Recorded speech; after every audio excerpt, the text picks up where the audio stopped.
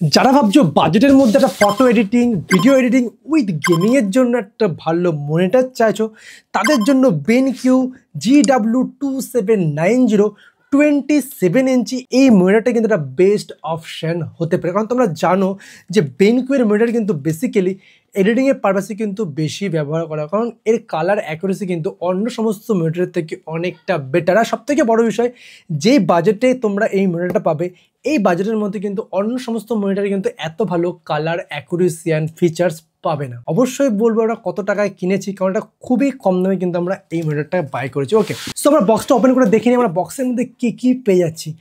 যদি ভিডিওটা দেখে একটু হেল্প হয় অবশ্যই একটা লাইক করে, কারণ প্রত্যেকটা প্রোডাক্ট কিনে ব্যবহার করে তোমাদেরকে রেকমেন্ড করি যে তোমরা এটা কিনবে কি কিনবে না, কারণ তোমরা যাতে না ঠকো সেটাই কিন্তু আমাদের দায়িত্ব। আর যদি চ্যানেলে প্রথম সাথে হতো প্লিজ সাবস্ক্রাইব করে বেল আইকনটাকে অল করে দিও, কারণ তোমাদের একটা সাবস্ক্রাইবারে আমাদের অনেকটা বেশি হেল্প হয়। প্লিজ হেল্প করো। ওকে, সো আমরা যদি বক্সটাকে ওপেন করি,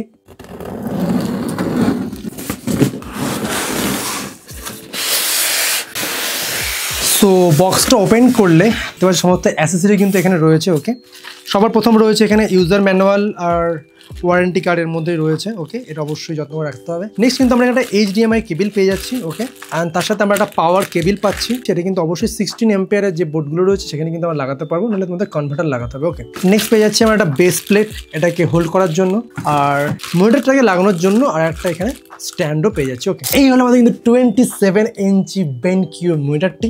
একটা জিনিস ফলো করো, আমার সামনে কিন্তু দুটো লাইট লাগানো রয়েছে। আমাদের লাইটের কিন্তু কোনো রকম রিফ্লেকশন কিন্তু খুব একটা আসছে না, হালকা একটা ঘোলা টাইপের কিন্তু রিফ্লেকশন আসছে।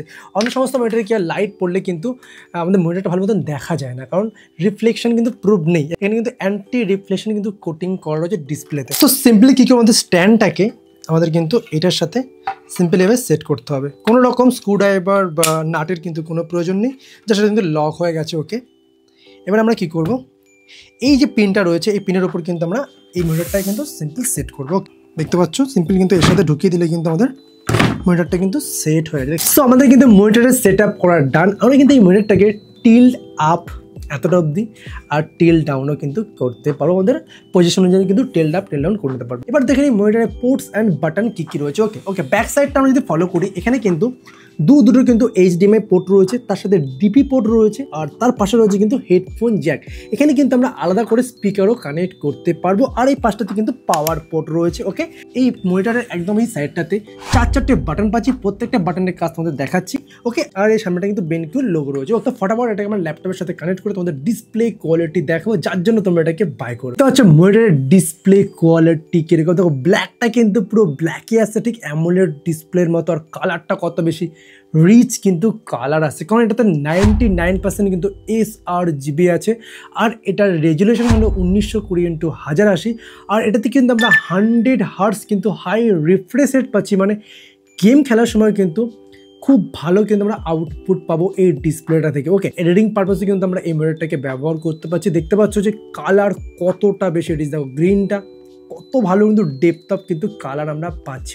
আর মনিটরটার কিন্তু ব্রেজেল কিন্তু একদমই কিন্তু নেই, প্রায় 98% কিন্তু স্ক্রিনটা কিন্তু বডি রেশিও রয়েছে। আর সব থেকে বড় বিষয়, এই এত বড় 27 ইঞ্চি এই মনিটরটার দাম নিয়েছে মাত্র 8,603 টাকায়। আর দেখতে পাচ্ছেন কালার কতটা বেশি রিচ রয়েছে। ওকে, মানে এই বাজেটে মানে 8,000 টাকার আশেপাশে একটা বেস্ট কোয়ালিটি কিন্তু একটা মনিটর। মানে আগে কিন্তু 27 ইঞ্চি মনিটরের দাম মোটামুটি প্রায় 18-19 হাজারের কাছাকাছি হতো, বাট এখন মানে আন্ডার 10,000 এত ভালো কোয়ালিটির কিন্তু আমরা মনিটর পাচ্ছি। তার সাথে কিন্তু এর মধ্যে স্পিকার রয়েছে, তোমাদের স্পিকারের অডিও শোনাচ্ছি।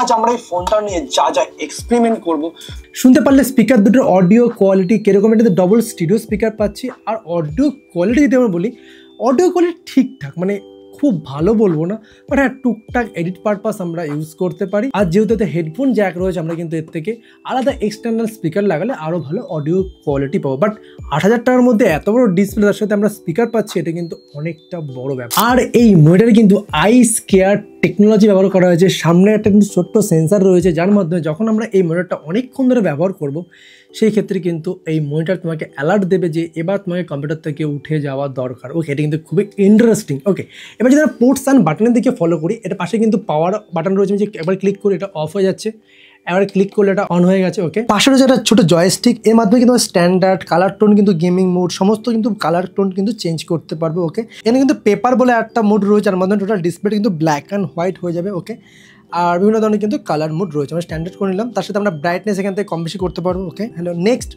ব্লো লাইট প্লাস, এর মাধ্যমে কিন্তু স্কিনটা অনেকটা ওয়ার্ম হয়ে যাবে চোখের জন্য এটা।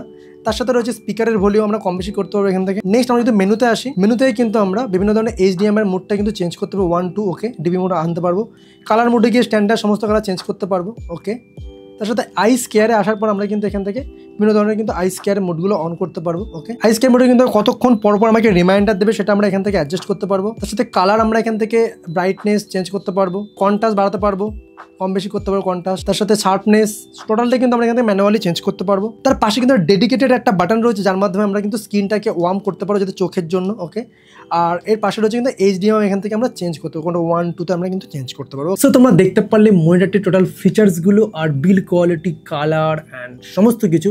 তো আমার ব্যবহার করে যেটা মনে হলো, বিল্ড কোয়ালিটি সত্যি খুবই ভালো বাজেট সেগমেন্টের দিক থেকে। তার থেকে বড় ব্যাপার, 27 ইঞ্চির ডিসপ্লে পাচ্ছি মাত্র 8600 আশেপাশে, মানে এই বাজেটের মধ্যে কিন্তু একটা বেস্ট কোয়ালিটি কিন্তু একটা মনিটর, যেটা ফটো এডিট, ভিডিও এডিটিং বা গেমিংয়ের জন্য একটা বাজেটের মধ্যে যারা মনিটর খুঁজছো তাদের জন্য কিন্তু বেনকিউর এই মনিটরটা কিন্তু বেস্ট অপশন হতে পারে। আর যারা প্রফেশনালি ফটো এডিটিং করো বা ভিডিও কালার গ্রেডিং করো তাদের জন্য কিন্তু এই মনিটরটা একদমই রেকমেন্ড করবো না, কারণ এটাতে কিন্তু 100% sRGB নেই।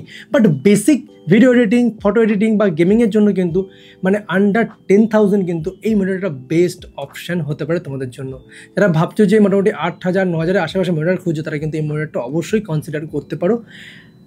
কোনো রকম কোম্পানি প্রমোশন নয়, ব্যবহার করে যেটা মনে হলো তোমাদেরকে বললাম। যদি ভিডিওটা দেখে একটু হেল্প হয় অবশ্যই like, comment, share and subscribe. আর যদি কিছু জানতে চাও অবশ্যই কমেন্ট করো, তার আমি রিপ্লাই দেবো। দেখা হচ্ছে একটা ভিডিওর সাথে, আজকের মতো থ্যাংক ইউ।